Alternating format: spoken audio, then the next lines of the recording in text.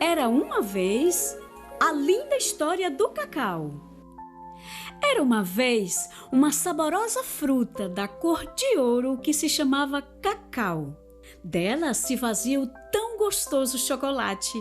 E era num lindo país chamado Brasil que existia uma região encantada, que de tanto plantarem o cacau, ficou conhecida como a região cacaueira da Bahia. Lá havia várias fazendas de cacau e seus donos eram conhecidos como Coronéis do cacau. Todos eles eram muito ricos, poderosos e muito malvados. Eles possuíam muitos empregados, que eram obrigados a morar nas fazendas, longe das cidades. Até que no entardecer de um belo dia, os bons ventos trouxeram uma coisa muito grave que acabou com todo o cacau.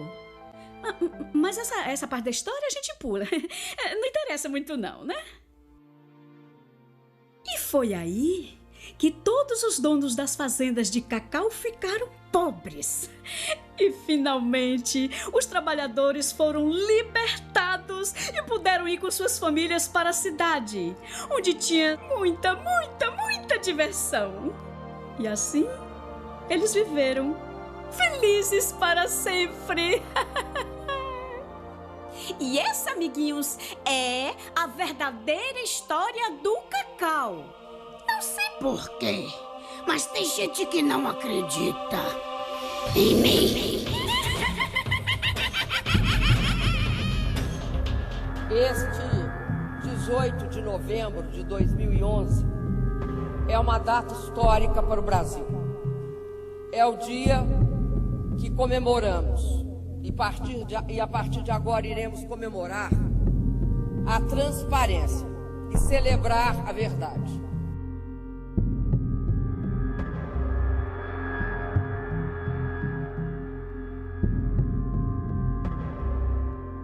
A introdução da doença vassoura de bruxa nas plantações de cacau do sul da Bahia inviabilizou mais de 600 mil hectares da cultura, ocasionando um desastre socioeconômico e ecológico de proporções jamais registradas.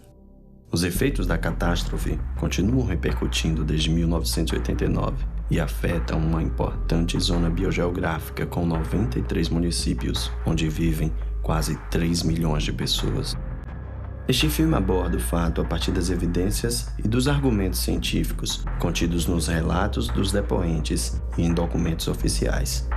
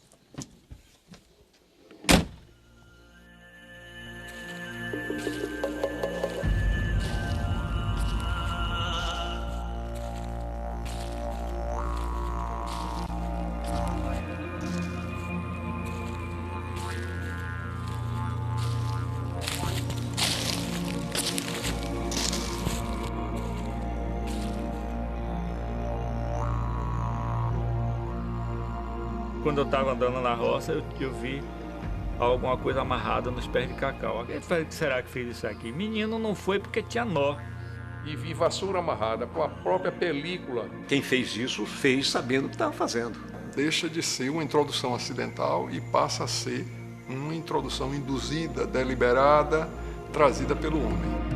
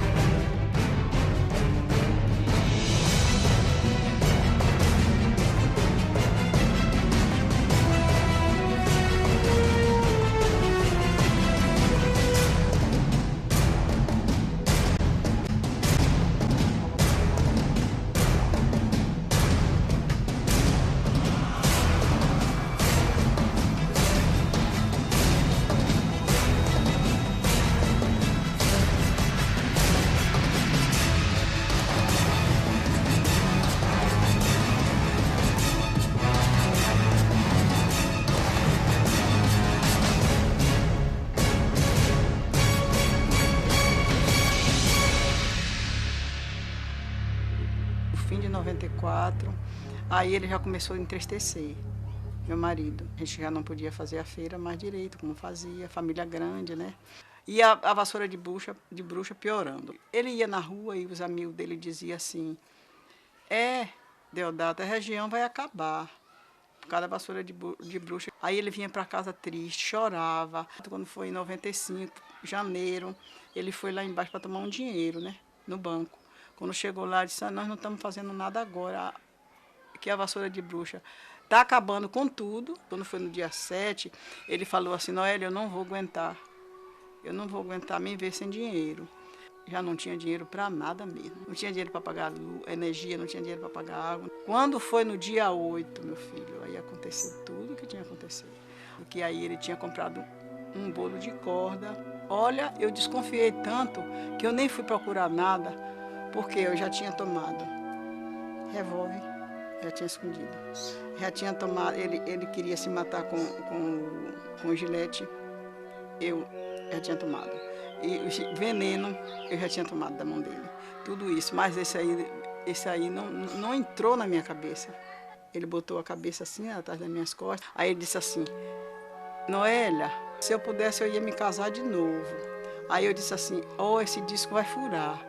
Vai casar de novo? Ele disse, eu vou casar de novo, mas é com você. Ele disse, você é uma boa esposa, uma boa mãe, uma boa filha, uma boa brasileira. 8 horas, ele disse assim, eu já vou me deitar. Eu estava com tanta maldade do mundo, que eu não estava pensando que ele estava dormindo. E eu estava sozinha em casa com ele, né? E eu nervosa. Quando foi 4 horas da manhã, eu pedi outra solução a Deus. Aí eu fui dormir. Acordei 7 horas do dia. Ai, meu Deus, cadê Deodato? Deodato, comecei a chamar. Fui nos quartos, fui no banheiro, não achei em canto nenhum. Aí quando eu cheguei na porta do quarto, aí quando eu empurrei, ele já estava morto, pendurado.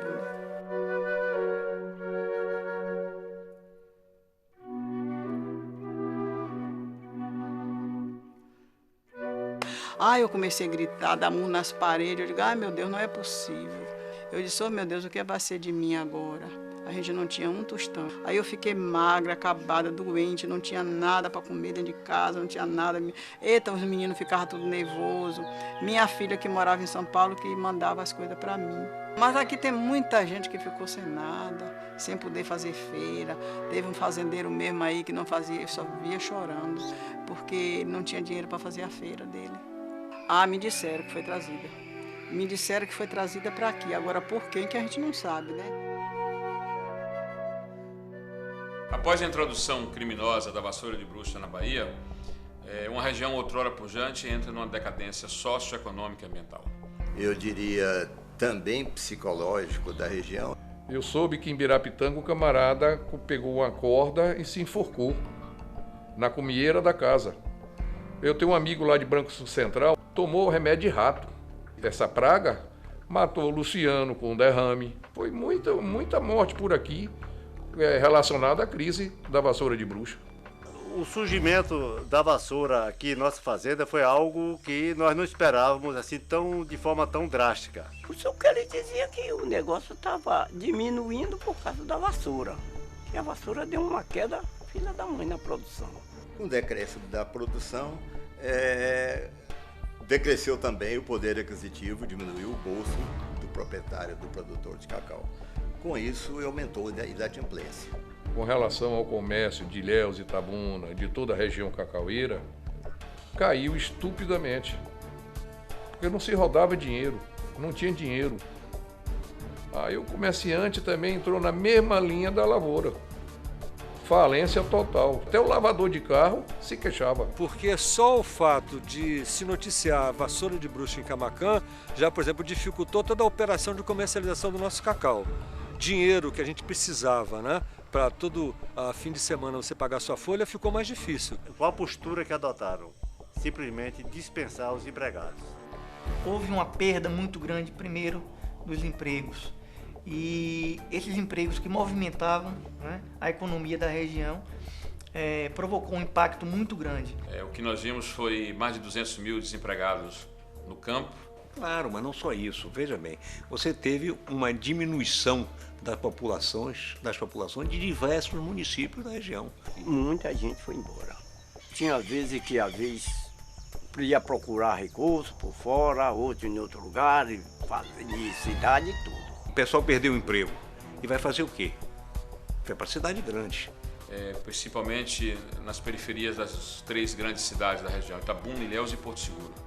Porto Seguro com um contingente muito grande daquela região de Camaquã, Ilhéus de toda essa região, e Itabuna também, criando bolsões de miséria. Eu trabalhei há 10 anos em roça. De roçagem, de colheita e também trabalho na abacaça. A vassoura de bruxa acabou a roça de cacau e foi o jeito de vir para o lixo. Não tinha outro recurso. Nós não tínhamos outro serviço para trabalhar, foi de vir para a reciclagem.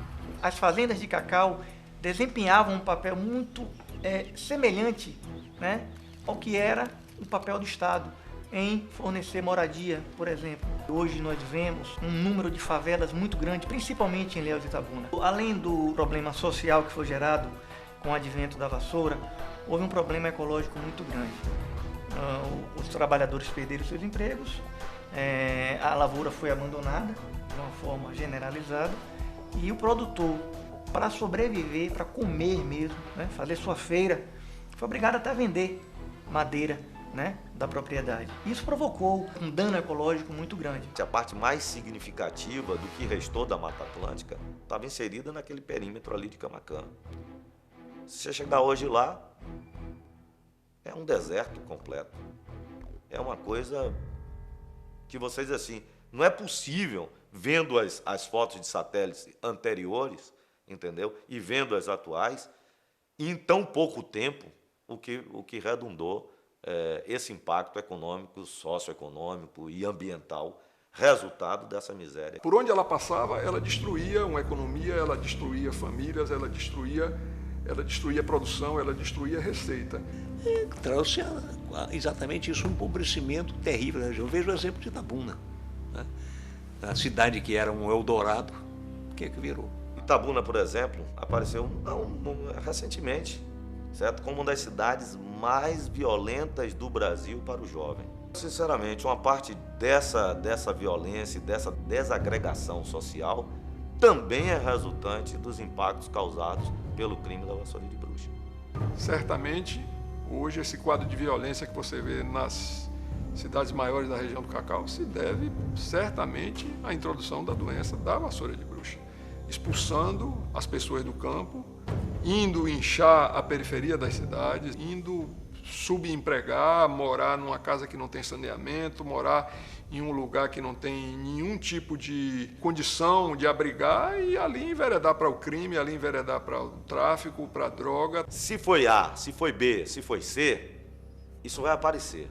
Mais cedo ou mais tarde, pode ser, nós estamos plantando uma semente agora, apontando para as possibilidades. Mas o que é relevante destacar é que, sendo A, B ou C, o que foi causado, o que foi trazido, o impacto que esse desastre da vassoura de bruxa trouxe, fez desmoronar vidas. São 3 milhões de pessoas impactadas gravemente pela vassoura de bruxa. Eu dizia na época, a vassoura é uma guerra.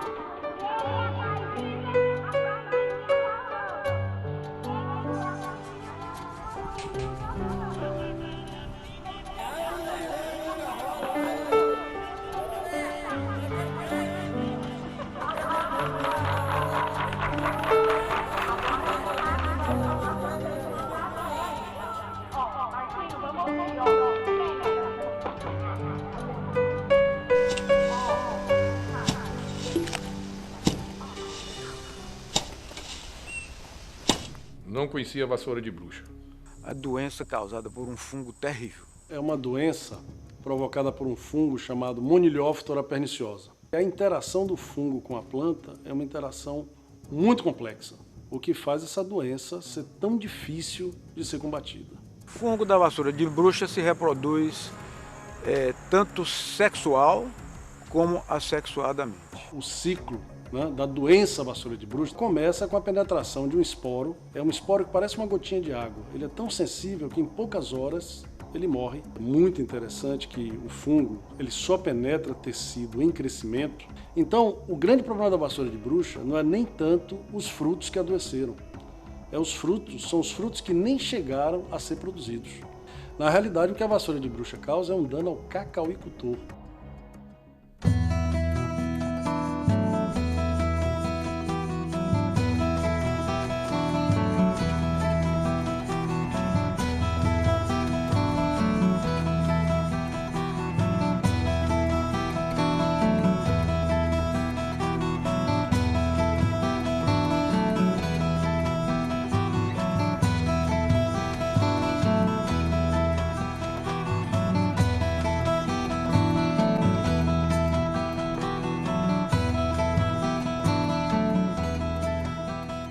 A região cacaueira, ela está aqui instalada desde 1700 e meados do século XVIII. E nós temos mais de 250 anos de atividade nessa região. Olha, é uma região boa. Muito cacau. Cacau carregava. Como era uma região livre das doenças endêmicas do cacau, o cacau aqui se tornou extremamente produtivo. Trabalhava muito. Ia para a roça, uma vez de aqui fazer 3 quebras por semana, de 200 caixas. Nós tínhamos 92% das propriedades com menos de 100 hectares, então a região essencialmente formada por pequenos e médios produtores. As fazendas de cacau, elas proporcionavam uma quantidade de empregos muito grande. Chegamos a ter aqui 247 trabalhadores, todos eles morando em casas próprias da fazenda. Chegamos a empregar cerca de 90 pessoas e nós sempre preocupados também com a parte social. Sempre mantivemos escolas. Em 3 fazendas que nós vamos trabalhar, nós levantamos 211 pessoas mantidas ainda com cacau. Olha, tinha muitos trabalhadores, mas uma base assim, nessa fazenda só aqui, eram 150 a 200 trabalhadores. E toda essa micro-região migrava para fazer compras em Ilhéus, em Itabuna. O dinheiro circulava muito facilmente, você tinha toda a condição, você tinha um porto funcionando, exportando cacau. O cacau era o motor, o produto principal de se fazer o chocolate, que é apreciado por todo mundo. E de um produto que hoje também valorizado na área médica, no sentido de antidepressivo, né, de trazer alegrias, sentimentos, endorfina. Agrada, quer dizer, não há pessoa que fala, eu não gosto de chocolate. O cacau produzido na Bahia, que era conhecido no mercado internacional como cacau tipo 1 ou Bahia Superior, era produzido 70% em Cabruca. O sistema Cacau Cabruca foi desenvolvido pelos colonizadores da região cacaueira. Ele é tecnicamente um sistema agroflorestal ou agrossilvicultural, que seria o termo correto. Então você tem dentro desse sistema pau-brasil, ipês, potumuju, jiquitibá, pau-d'alho, araçá d'água, porque o fato de ter árvores no sistema faz com que essas áreas sejam corredores entre matas. A quantidade de animais que conseguem transitar na cabruca é muito maior, que conseguem inclusive nidificar na cabruca, conseguem se alimentar na cabruca. O mico-leão da cara dourada, por exemplo, ele utiliza muitas cabrucas, né? Porque essas árvores permitem que muitas bromélias, que muitas orquídeas passem a existir no sistema, quando comparado a outros sistemas agrícolas. Nenhum deles tem a biodiversidade que tem a cabruca, e realmente é um patrimônio do sul da Bahia. Ao analisarmos, ao refletirmos sobre o sistema e sobre a região cacaueira, 2 grandes lições nos são mostradas. O primeiro, a capacidade de você fazer renda e conservar. Ou seja, nós criamos um modelo diferente, que é a conservação produtiva. Essa foi uma grande lição que nós podemos ensinar ao mundo, conservar e produzir. E a segunda grande lição é que o mundo precisa aprender, que o grande amigo do recurso ambiental da região é o cacauicultor. Essa é a grande lição que a sociedade urbana precisa aprender. Ela precisa aprender como fazer o uso do recurso natural sem exauri-lo. E aqui nós podemos ensinar o mundo. O cacau, ele dava sustentabilidade ao Estado, ao estado da Bahia, ele dava sustentabilidade à nação, ele dava sustentabilidade à região cacaueira, ele gerava empregos. Quando a gente percebe e vê a distância, certo? O quanto a produção e o quanto a cacauicultura já contribuiu para o desenvolvimento regional, micro-regional, estadual da nação, a gente percebe, só aí é que a gente percebe o quanto que ela precisa voltar a ser melhor vista, melhor cuidada, certo? Em função daquilo que ela já tanto contribuiu. Então essa era a região rica da Bahia, que sustentou a Bahia durante muito tempo.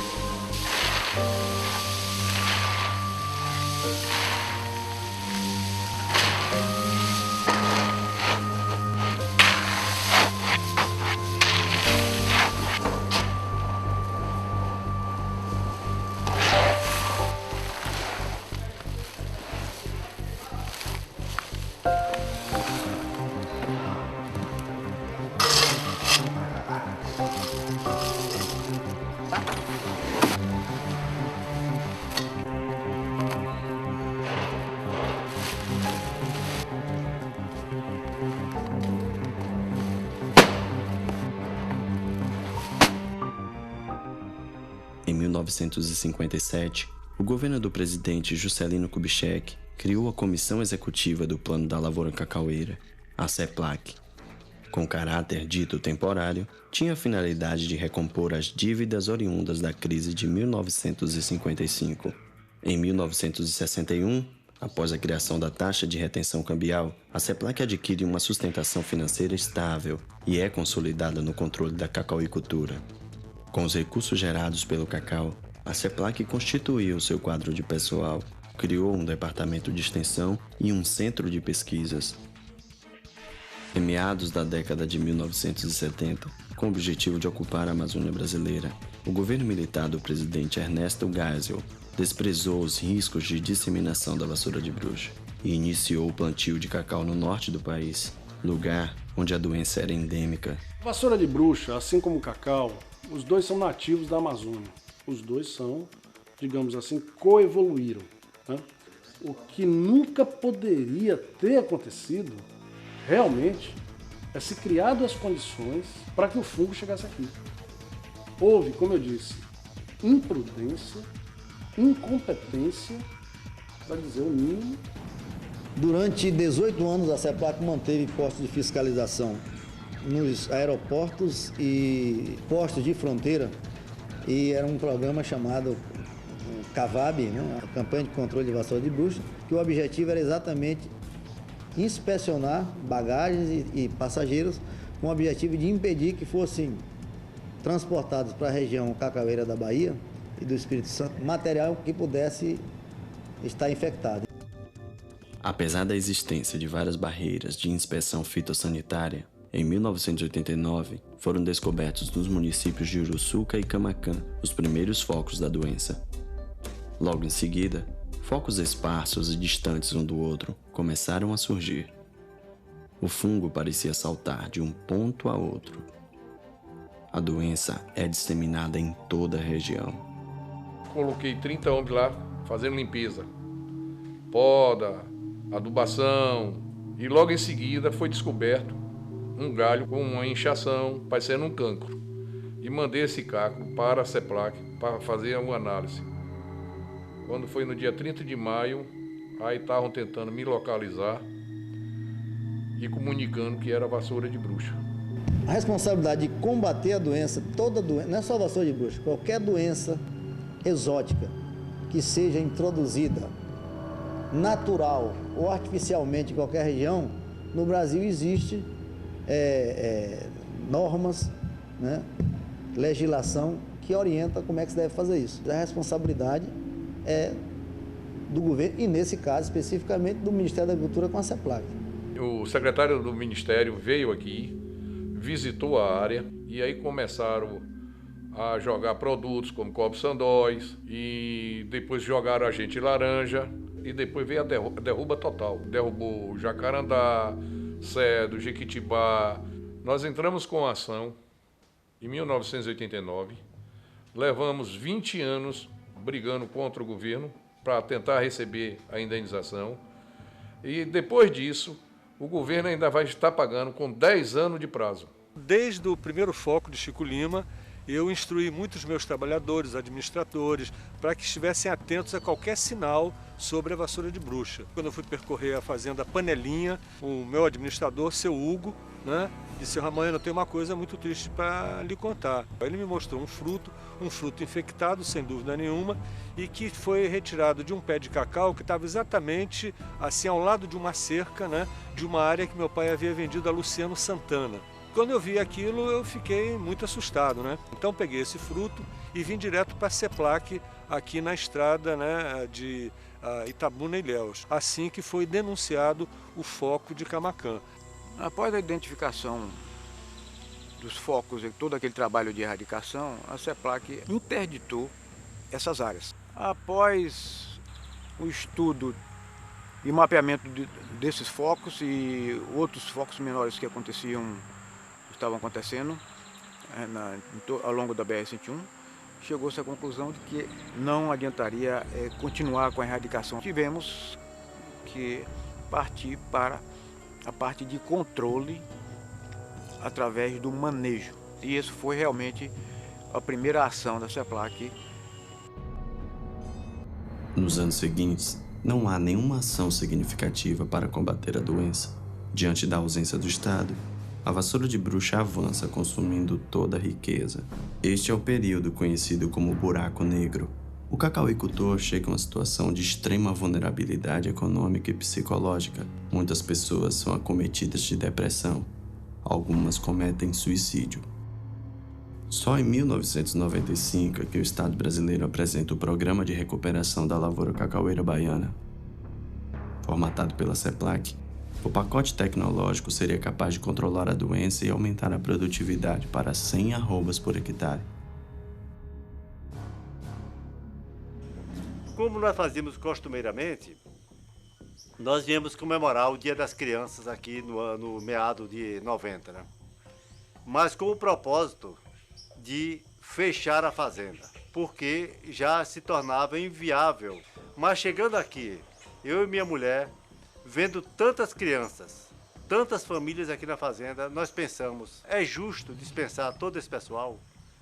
Quando passava aqui na frente da fazenda, dezenas e dezenas de desempregados em busca de emprego, de comida, de água.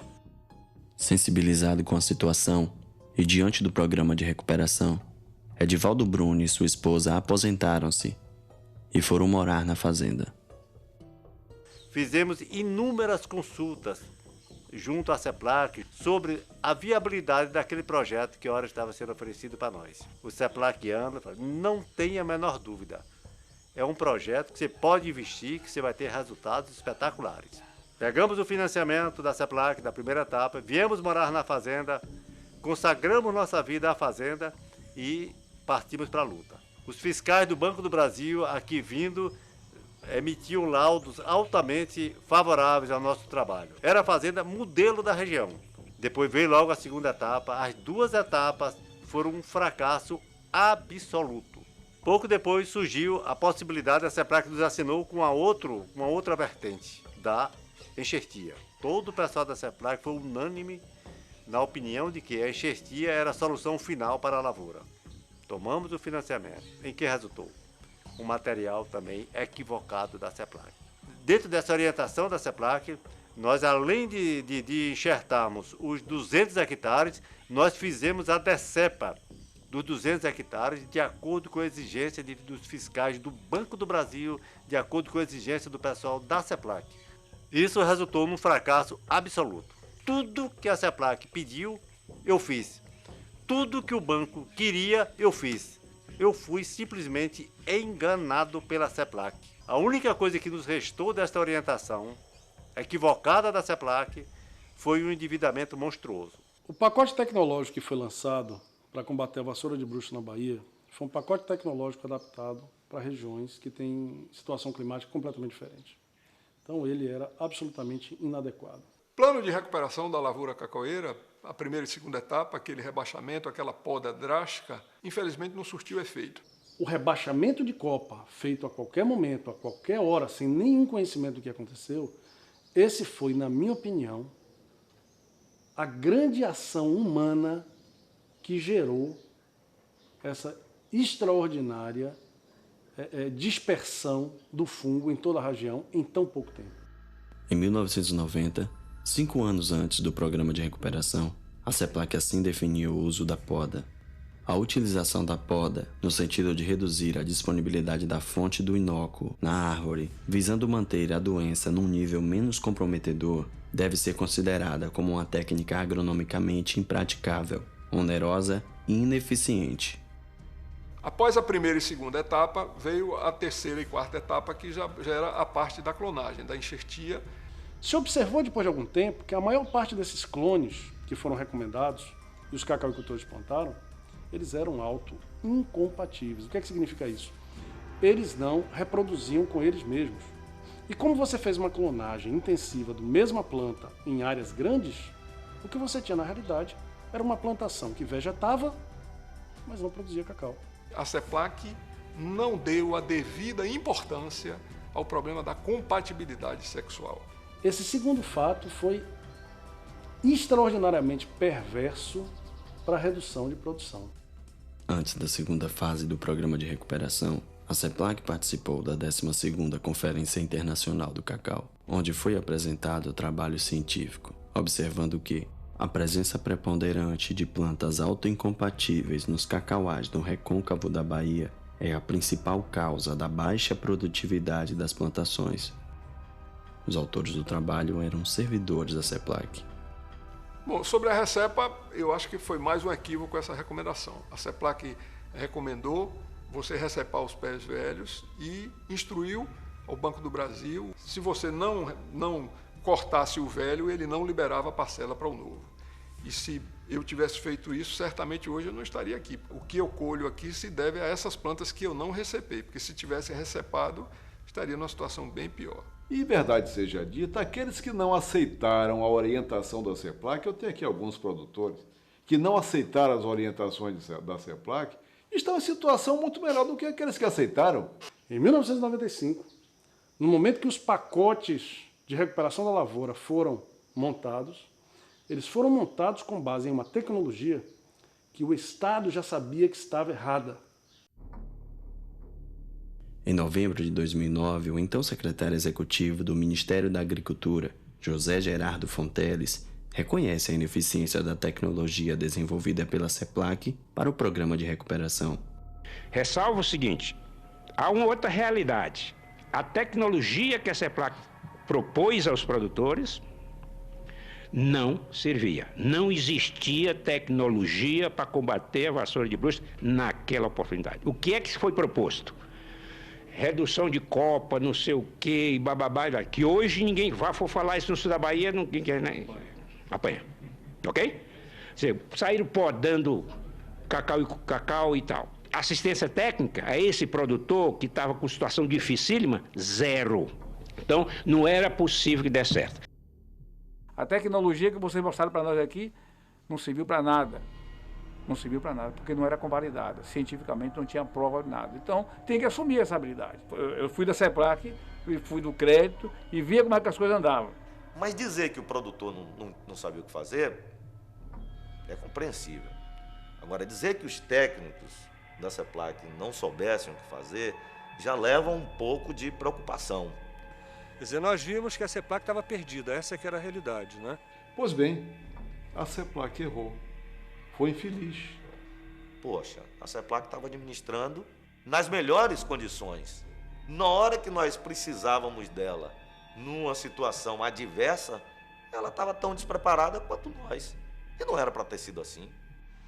Eu, como presidente da Comissão de Agricultura, eu solicitei à CEPLAC um pedido de informação feito pela Comissão de Agricultura, para saber quais eram as pesquisas que haviam sido realizadas pela CEPLAC desde que ela existia. E ela mandaram uma relação de pesquisas, eu submeti no seu agrônomo à Embrapa para analisar e me dizer. A resposta que veio da Embrapa é que não existe nenhuma pesquisa feita pela CEPLAC que não seja conhecida do mundo científico há mais de 40 anos. Naquela época, a região não tinha que pagar para fazer pesquisa. Pesquisa é ótima, A Embrapa está fazendo pesquisa no Brasil para tudo, e é um sucesso. Quem paga? O governo federal. Por que o cacau tinha sido eu e os cacaucultores tinham que pagar? Quem tem que sustentar a CEPLAC era o governo. Essa é a minha posição. O plano de recuperação, além de não ter tido o resultado esperado, ele ainda agravou a situação de endividamento do produtor. Foi-se colocado no mercado esse plano e o plano foi financiado pelos produtores através dos bancos que ficaram como gestores, como administradores desses planos. O Estado deu ao cacauicultor um dinheiro muito caro para fazer uma coisa errada, obrigatoriamente, quer dizer, o sujeito não podia pegar aquele dinheiro e fazer o que quisesse. Se o produtor não obedecesse às orientações compulsoriamente, obrigatoriamente da CEPLAC, ele não receberia as parcelas do empréstimo. E o produtor seguiu confiante. Como desconfiar da CEPLAC? Um órgão de tamanho saber científico. Muitos produtores tomaram dinheiro para fazer aquilo equivocadamente, está entendendo? Em todos os contratos, os produtores se viram obrigados, até por antecipação, a recolher 1 ou 2% do valor do orçamento a título de pagamento de assistência técnica. Não gerou a receita esperada e as pessoas começaram ali a perder a guerra e perder parte do seu patrimônio. Com dívidas absurdas, ilegais, com reclamações trabalhistas extremamente substanciais, sem plano de saúde, sem aposentadoria, sem condição de se manter, onde alguns chegam até o suicídio. Em maio de 2004, a CEPLAC edita nota técnica atestando que o programa não gerou retorno econômico e recomenda não permitir que os produtores sejam considerados inadimplentes pelos agentes financeiros, até que se possa encontrar uma solução definitiva para o problema. Em abril de 2009, a CEPLAC edita outra nota técnica, desta vez recomendando tratar as dívidas oriundas do Programa de Recuperação da Lavoura Cacaueira Baiana dentro dos dispositivos semelhantes aos previstos no Fundo de Defesa Agropecuária para eventos catastróficos. E uma nota técnica confessando o erro, como é que o magistrado, o juiz federal ou estadual, vai fechar os olhos para isso e dizer que o produtor é responsável pelo débito? Onde a parte que o cobra confessa que errou. Nós temos que entrar na justiça. Em 10 de novembro de 2009, durante a audiência pública no Senado Federal, o diretor-geral da CEPLAC, Jay Wallace, reconhece que o endividamento dos cacauicultores ocorreu de forma indevida. Mas o cacau, além de ter todas essas mazelas, enfrentou uma doença que não existia na região cacaueira da Bahia. E aí, como o senador disse, isso consta dessa nota técnica, grande parte do problema foi enfrentado de forma, a nosso ver, errônea, porque devia ter sido tratado como uma catástrofe, né? Porque a região era idênea, né? E era para ser dado um tratamento semelhante ao que se dá quando se detecta surtos de aftosa, onde o produtor é, inclusive, indenizado. Isso não aconteceu na lavoura do cacau. E toda essa história decorre desse endividamento inicial que foi feito indevidamente. O produtor hoje está recebendo as execuções fiscais federais porque os créditos rurais ilegalmente foram convertidos em créditos fiscais e são cobrados agora pela União como se fosse uma espécie de tributo. E nós teríamos que ter tido um tratamento por parte do governo estadual, do governo federal, diferenciado. Num contrato bilateral, Banco Cacauicultor, se o Banco do Brasil, através da CEPLAC, orienta o produtor compulsoriamente, obriga através de uma assistência técnica errada, levando-o à bancarrota, Este contrato é um contrato que não pode ser obedecido, não pode ser pago. Como é que esse produtor vai sobreviver? Isso é um suicídio. Como é que os nossos governantes não percebem essa arbitrariedade, esta ilegalidade? Viraram as costas. Então, penso eu que a ausência do Estado nessa calamidade toda foi, assim, um fator preponderante para que a região toda se encontre na situação que se encontra hoje. Nós estamos há 20 anos convivendo com enfermidade, sem cura, sem cacau, e o governo federal executando a todos como se nós fôssemos devedores. Eu acho que não houve um posicionamento firme em defesa da classe produtora, em defesa dos interesses econômicos da região. O cacauicultor foi uma vítima. Ele contribuiu para o governo federal durante anos e agora ele tinha que ser indenizado. Porque a CEPLAC, que era o órgão responsável pela impedir a vassoura de bruxa de chegar aqui, falhou. E era um órgão federal, não cumpriu o seu dever. Quem falhou foi o governo federal. Então o governo federal tem que indenizar aos agricultores de cacau pelo que eles perderam.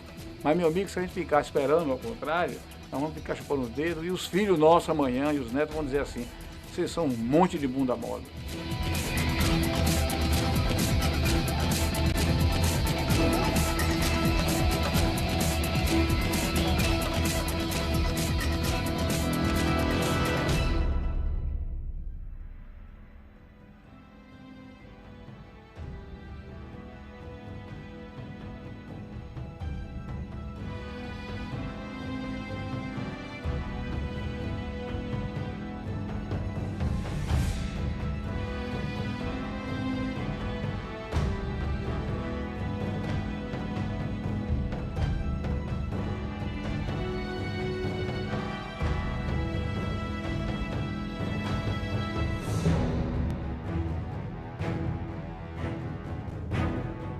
A introdução da vassoura de bruxa no estado da Bahia, por essa enorme distância entre a Amazônia e o sul da Bahia, mostra que é praticamente impossível que isso tenha acontecido por causas naturais. Em 1989, logo após a descoberta do primeiro foco da doença, técnicos da CEPLAC publicam um registro da primeira ocorrência, concluindo que a introdução de C. perniciosa no estado da Bahia não pode ser atribuída a agentes naturais de disseminação. Isto abre a possibilidade da introdução do patógeno através do homem. Os técnicos da CEPLAC sabiam que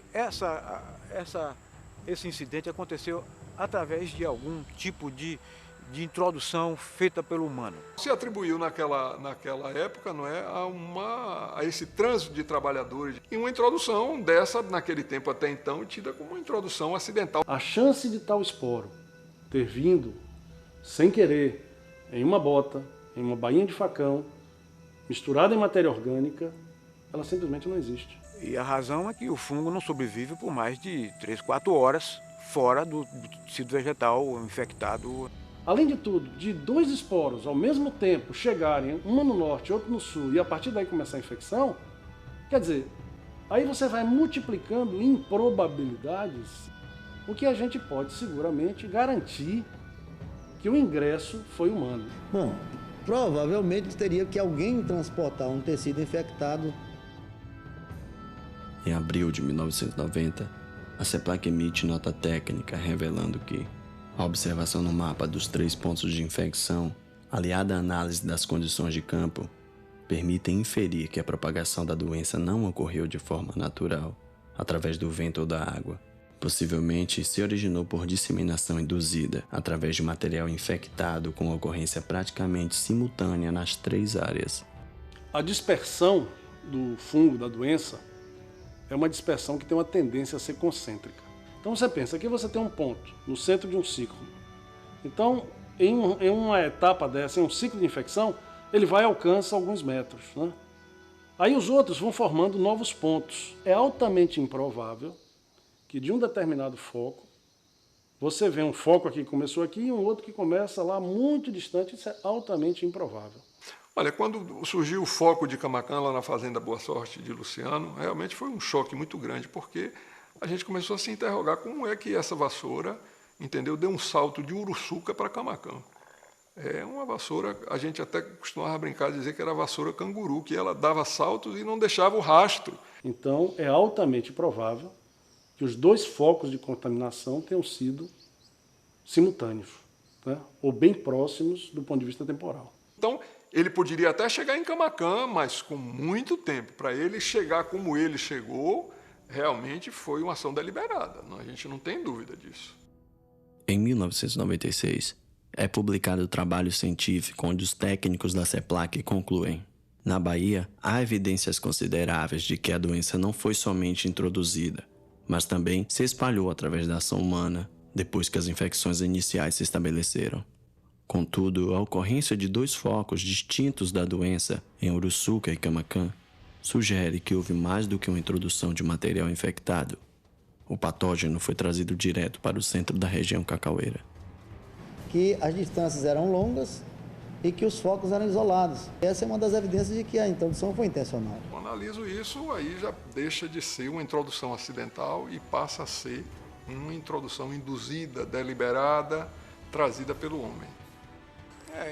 Em 1989, bem cedo, antes do expediente, eu entrei na minha sala, da diretoria no CEPEC, e fui tomado por surpresa ao ver sobre minha mesa um saco, tratava-se de galhos, ramos verdes e secos da vassoura de bruxa, trazido de possivelmente foco de Uruçuca, porque foi exatamente nesse período.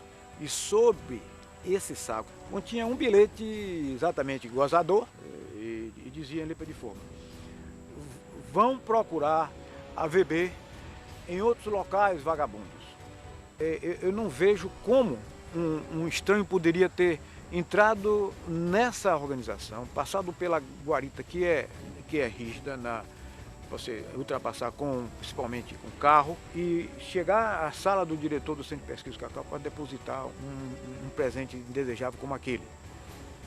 Isso leva a crer que tratava-se de algum funcionário que realizou essa façanha. Automaticamente chamei o coordenador regional, Dr. Carlos Viana, e comuniquei o fato.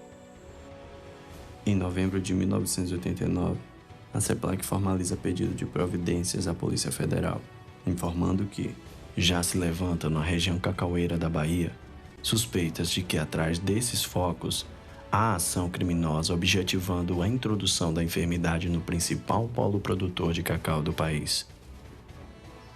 Eu zelava muito da minha propriedade e tinha dificuldade com assistência técnica. Sempre eu procurava o escritório da CEPLAC, que era o órgão que nos atendia, e tinha essa dificuldade, porque já naquela época eles diziam que não tinham carro, ou quando tinham o carro não tinham combustível. E um certo dia, meu empregado chegou e disse que tinha um pessoal da CEPLAC lá. Eu mandei que chamasse eles e saí também ao encontro deles. Quando eu vou chegando, estão eles saindo da fazenda, e eu muito alegre, pensando que eles estavam indo lá a respeito daquilo que eu tinha pedido, e eles rapidamente entraram no carro, me dizendo que estavam trazendo o pessoal de Itabuna para conhecer a região. Só que alguns dias depois, eu vou chegando na fazenda e meu empregado me chama e diz: olha, encontramos vassoura de bruxa aqui em alguns pés de cacau. Quis ver onde foi o pé. Quando eu estava andando na roça, eu vi alguma coisa amarrada nos pés de cacau. Aquilo me chamou a atenção. Ele falou: que será que fez isso aqui? Menino, não foi porque tinha nó.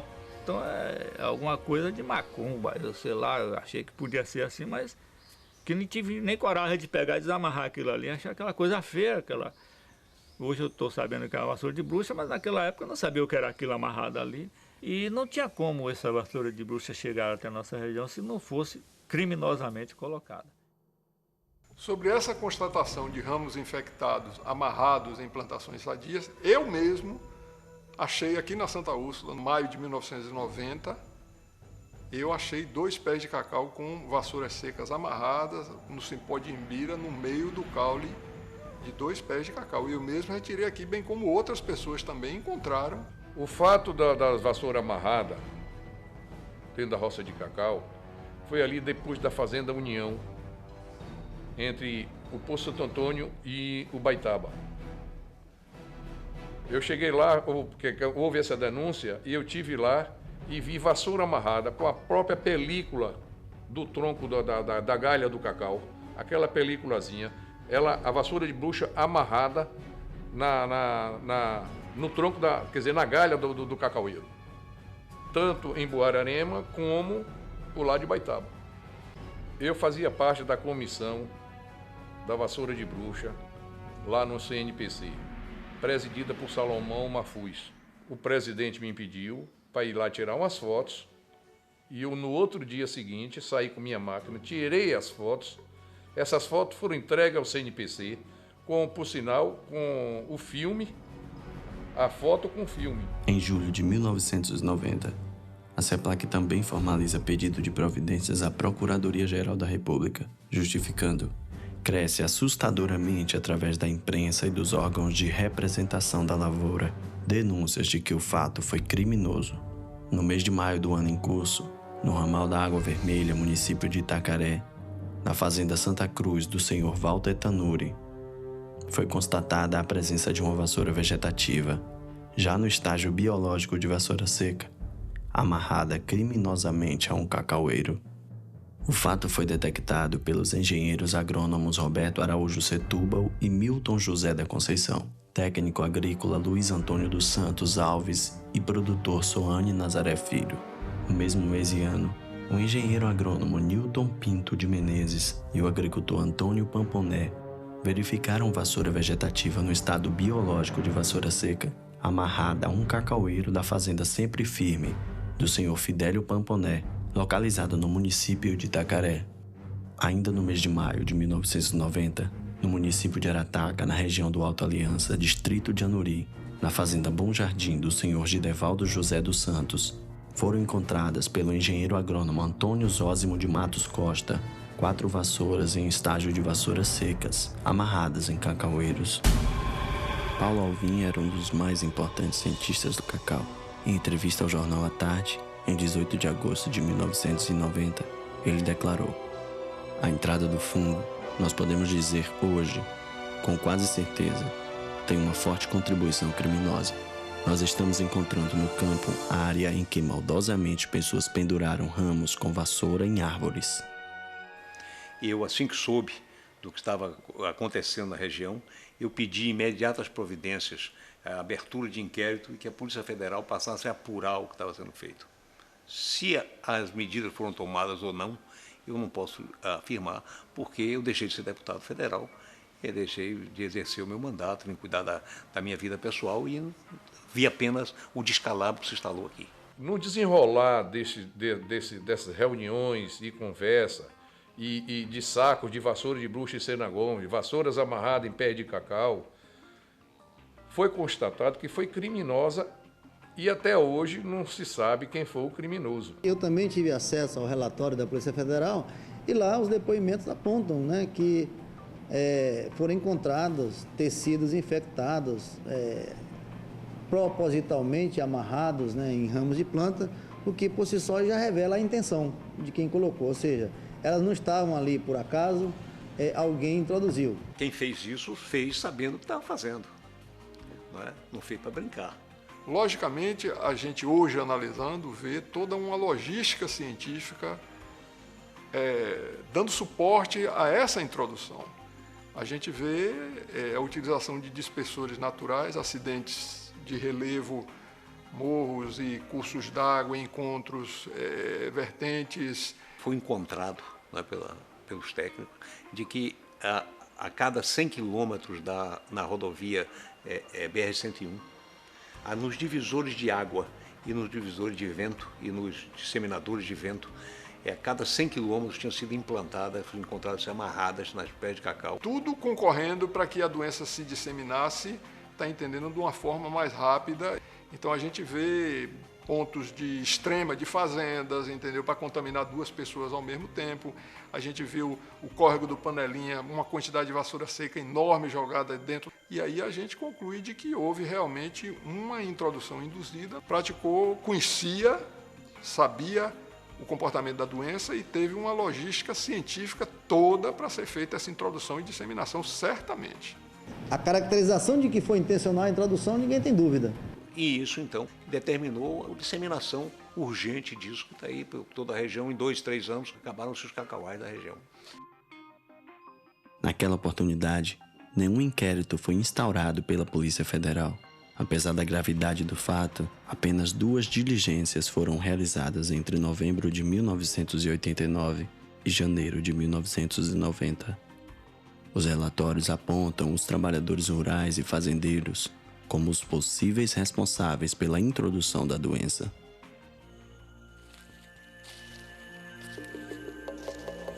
Os pesquisadores da CEPLAC descartam a possibilidade de uma introdução por meios naturais. O surgimento simultâneo de vários focos, distantes um do outro, elimina a possibilidade de uma disseminação acidental. O saco com vassoura de bruxa encontrado na CEPLAC e os ramos infectados amarrados a cacaueiros indicam uma ação humana deliberada.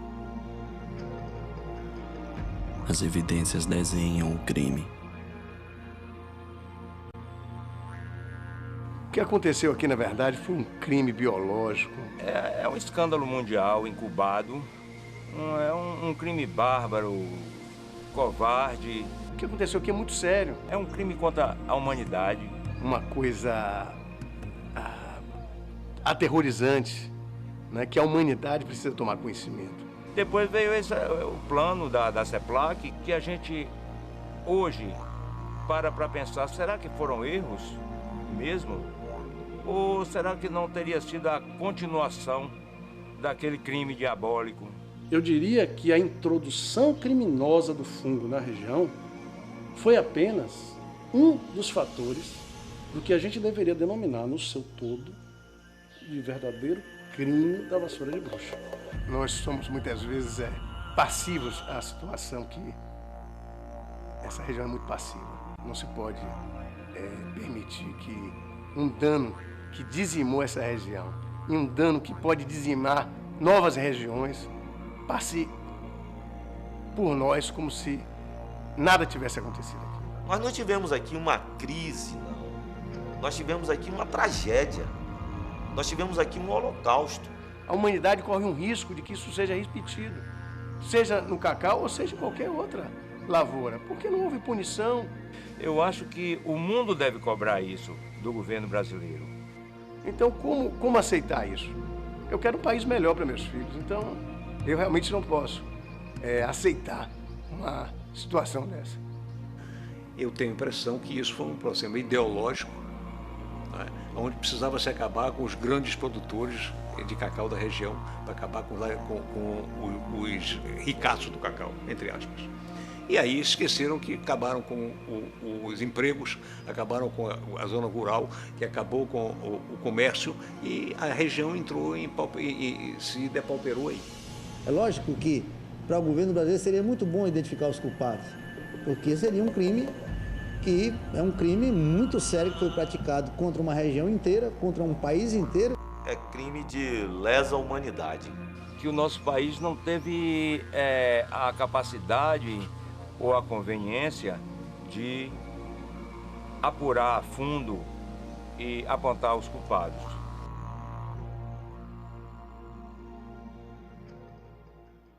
Eu sou Luiz Henrique Franco Timóteo, fui um dos idealizadores da introdução da vassoura de bruxa na Bahia. A CEPLAC deveria ser extinta e essa intenção era absorver 20% do funcionalismo que trabalhava na CEPLAC e o resto iria ser mandado embora. Ficou concluído de que a necessidade de botar a CEPLAC em evidência, não se deixar perder os empregos, seria mostrar ao Brasil, à opinião pública e ao Ministério da Agricultura, ao governo federal, de que a CEPLAC era viável ainda em defesa da agricultura do cacau.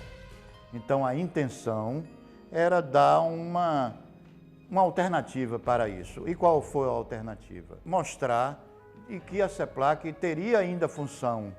E qual seria essa função? Combater a praga Que praga? A praga mais violenta que tem, que é a vassoura de bruxa. Ficou certo de que traríamos vassoura de bruxa de Rondônia. Eu iria buscar essa vassoura de bruxa. Na época se citou que existia um órgão do governo federal chamada CAVAB. Eu trouxe vassoura de bruxa em mais ou menos 250 300 ramos infectados e foi introduzida na fazenda de Luciano Santana, em Camaquã, e na fazenda de Chico Lima, antes, para constatar que a vassoura de bruxa já estava introduzida na CEPLAC, nós pusemos um saco de vassoura de bruxa na mesa de um diretor e escreveu um bilhete com punho, de próprio punho, de que eles estavam desatentos porque já existia vassoura de bruxa dentro da CEPEC. Em 92 foi quando eu recebi o dinheiro da coisa do cheque que está constatado, né? Esse dinheiro e 20 mil dólares em 15 mil em franco suíço e 5 mil dólares em dinheiro americano. O critério de norte a sul, leste a oeste, né? Que se fazia uma cruz em que todas as fazendas nessa área de Gandu a Itamaraju seriam infectadas. Nas áreas de Ilhéus e adjacências, Canavieiras, Itacaré, para Ibicaraí, Lomanto Júnior, seriam infectadas. Aí foi se delineando a Operação Cruzeiro do Sul. A denúncia de Luiz Henrique Franco Timóteo foi publicada em junho de 2006 pela revista Veja e provocou a abertura de uma sindicância administrativa e de um inquérito policial.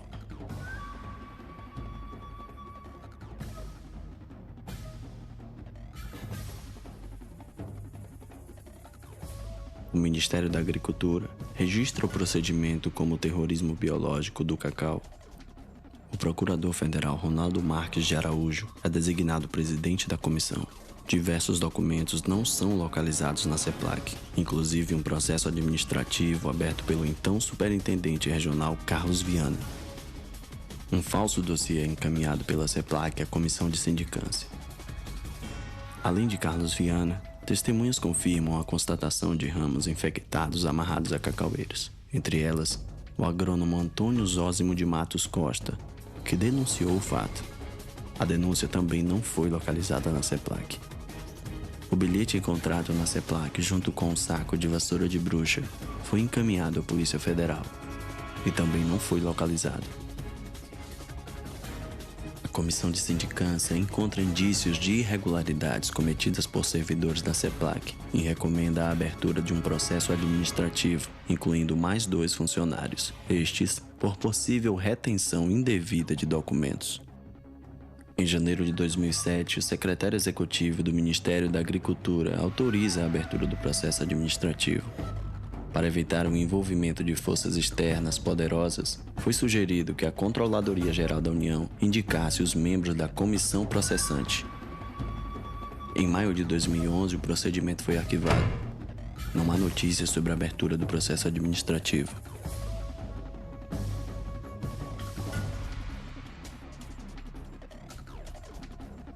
Cientistas e pesquisadores confirmam que, além de introduzida, a doença também foi disseminada através da ação humana. Várias testemunhas e documentos confirmam a ocorrência de ramos infectados amarrados a cacaueiros. Não há informações sobre as fotografias que estariam na CEPLAC e no CNPC. Apesar dos pedidos de providências feitos à época, a prescrição é arguída. Ninguém é indiciado.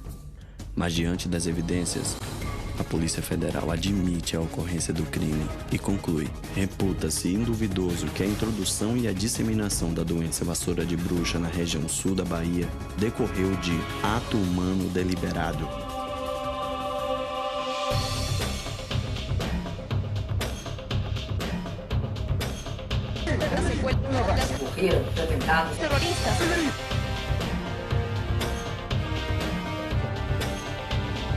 explosion. 3 of the bombers. Camera, this was the Circle Line train travelling east from Liverpool Street to Aldgate.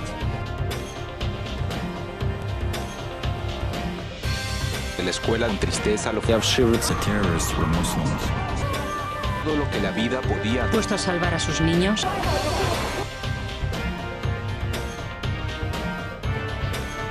La mañana de Madrid, capital hispana. Aledañas en los hospitales. El número. Cuando un diario árabe. La tarde ante el horror del mundo entero.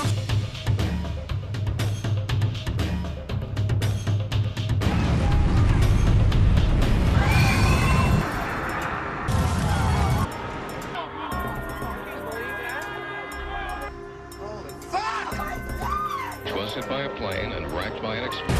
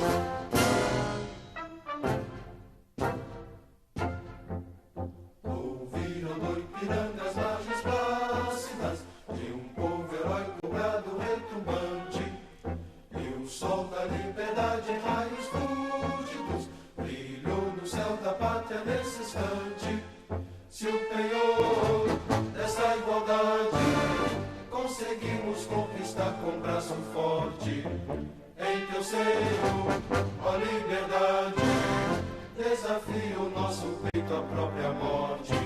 Ó pátria amada, idolatrada, salve, salve, Brasil, um sonho intenso, um raio vívido, de amor e de esperança a terra desce, sem teu formoso céu risonho límpido, a imagem do cruzeiro resplandece, gigante pela própria natureza, és velho, és forte, pátrio do colosso, e o teu futuro espelha essa grandeza, terra dourada, entre outras mil és tu, Brasil, ó pátria amada, os filhos desse sol resplandente, pátria amada, Brasil.